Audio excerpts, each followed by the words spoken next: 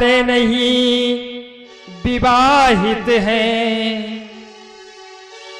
भाव बड़ा सुंदर किया है। देखिए रामायण कई हैं, लेकिन जिन जिन रामायणों को आप पढ़ेंगे सबके अलग अलग भाव हैं, अलग अलग प्रसंग हैं, लेकिन हैं सब रामायण है। यानी राम जी की गाथा ही तो सब में गाई है। चाहे ऐसे पढ़ो, चाहे ऐसे पढ़ो, चाहे ऐसे गाओ, चाहे ऐसे गाओ, भजते रहो। राम जी का नाम भजना है, किसी भी भाव से आप भजते रहो। हम कुंवारे नहीं विवाहित हैं, पर एक नारी व्रत रखते हैं। राम जी ने कहा मैं कुंवारा नहीं हूं, मैं विवाहित हूं। देवी इसलिए मैं आपसे विवाह नहीं कर सकता। उसने कहा आप अयोध्या दशरथ नंदन हैं, तो राजा है ना, तो राजा तो 2 3 4 शादियां करते हैं, लेकिन यहां मर्यादा पुरुषोत्तम बन करके आए हैं। इसलिए उन्होंने कह दिया कि देवी देखो, अभी तो मैं वनवासी बन करके वन वन भटक रहा हूं और दूसरा विवाह करने की मेरी इच्छा भी नहीं है, क्योंकि मेरी दृष्टि में बड़ा भेद है। इसी दृष्टि में सब कुछ छुपा है। हो हम कुंवारे नहीं विवाहित हैं, पर एक नारी व्रत रखते हैं, और अपने को छोड़े सदा दूजे को माता एवं बहन समझते हैं। अपने को छोड़े सदा सबको माता और बहन समझते हैं। अपने को छोड़े सदा सबको माता और बहन समझते हैं। राम जी ने कह दिया कि विवाह एक ही करना है, और दूसरा अगर कोई प्रस्ताव भी लेकर के आए तो वो माता और बहन के स्वरूप में दिखाई पड़ जाती है, और जिसे माता और बहन के स्वरूप में देख लिया ना, उससे विवाह संभव नहीं है। क्यों? आपने पढ़ा है, आपने जाना है। एक ही बार तो भ्रम हुआ था, सती जी को राम जी की परीक्षा ले ली और क्या स्वरूप बनाया? माता का स्वरूप, सीता का स्वरूप बना करके राम जी की परीक्षा ले रही हैं। शिव जी ने देखा, वाह रे सती, तू जानकी बन गई, तू किशोरी बन गई, तो मेरी मां बन गई, और मां कभी पत्नी नहीं हो सकती है।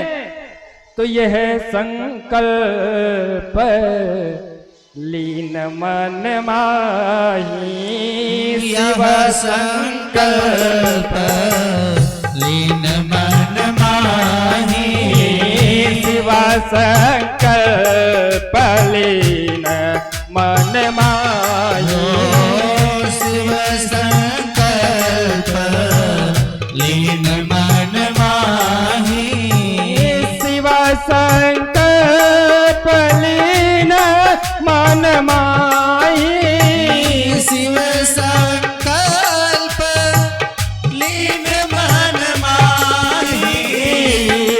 तन सती भेंट अब नाई, तन सती भेंट अब नाई, तन सती भेंट अब नाई।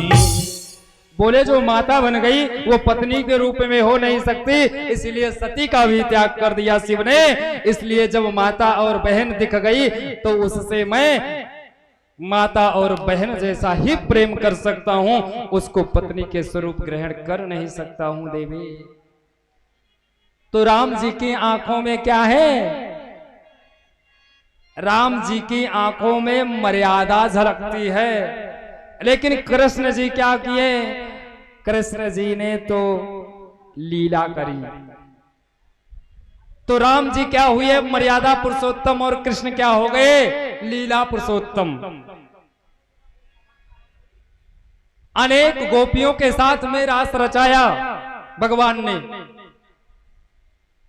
और अनेक गोपियों के साथ में जब रास रचाया तो उन्होंने कह दिया, देखो जब राम बन करके आया था तो मैंने जीवन जीने का आदर्श सिखाया कि मैं राजा बन करके आया था, मैं भगवान था, और नर रूप लेकर के आया था। इसके बाद भी जीवन कैसे जीना चाहिए, कितना संयमित जीवन में रहना चाहिए, संसारियों ये समझो।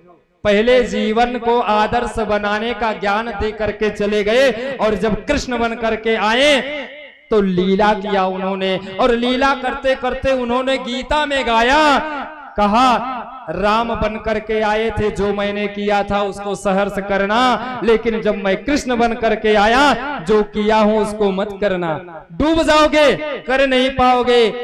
तो फिर क्या करें? बोले गीता में जो गाया है उसी को करना, क्योंकि मैं उतना सामर्थ्यवान नहीं हूं, मैं कर नहीं सकता हूं, लेकिन जो गीता में गाया है उसे तो कर सकता हूं ना। इसलिए गीता में जो गाया उसे करो, और राम बन करके जो आए, मानस ने जो उपदेश दिया उसको करो। इसलिए राम और कृष्ण में क्या अंतर है? वो मर्यादा पुरुषोत्तम है और वो लीला पुरुषोत्तम है। इनकी आंखों में थोड़ी सी कमी है और उनकी आंखों में थोड़ी सी पुष्टता है। राम बन करके इस जगत को देखो, परस्पर प्रीति सब में होनी चाहिए, सुंदर भाव प्रकट हो, अंतर नहीं निमेष। सज्जनों, जीवन में जो भी अनुभव किया, अपने जीवन में जो भी अनुभव किया, वो एक दूसरे से साझा किया, और जब एक दूसरे से साझा किया तो वो मेरा जीवन का अनुभव उसके जीवन का सूत्र बन गया। तो जो अपने जीवन में अनुभव किया कृष्ण ने, वो गाया, वो हमारे जीवन का सूत्र है। एक एक पंक्ति हमारे जीवन जीने के लिए सूत्र है, गणित को हल करने के लिए सूत्र की आवश्यकता है। वैसे ये मेरा जीवन क्या है? एक गणित है, और ये कठिन गणित का आंसर मुझे मिलेगा कैसे? जब उसमें सूत्र हम फिट कर देंगे, सीधे वो बोलने लग जाएगा कि अब इसका आंसर मिल गया, तुम्हें कहीं जाने की आवश्यकता नहीं है। वही मेरा प्रतिनिधित्व करता है। जय श्री कृष्णा, जय श्री राधे। सुंदर कथा का श्रवण करते करते सनकादिक ऋषि आह्लादित हो रहे हैं। श्री सूत जी महाराज सुंदर कथा सुना रहे हैं। सनकादिक ऋषियों ने कहा, ऐसा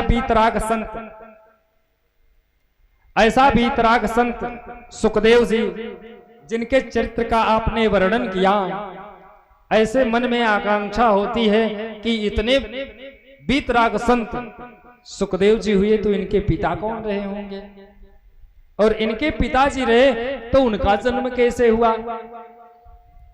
लोगों के मन की बड़ी आकांक्षाएं होती हैं। फल तो फल है, लेकिन गुठलियों के भी दाम लेते हैं। अरे फल खाओ, गुठलियों से कोई मतलब ना रखो।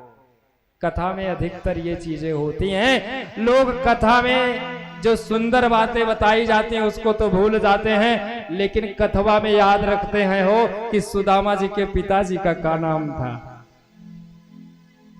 अरे सुदामा जी ने जो किया जीवन में उसको तो पहले कर लो, तो सुदामा जी के पिताजी का नाम पूछना, ये मानव जीवन की सबसे बड़ी भ्रांति है। ये मन का संशय नहीं है। अगर कोई किसी का नाम भूल जाए तो बोले मन का संशय नहीं, ये कुतर्क है, ये तर्क है। और जहां पे तर्क और कुतर्क होता है, वहां पर ज्ञान जो है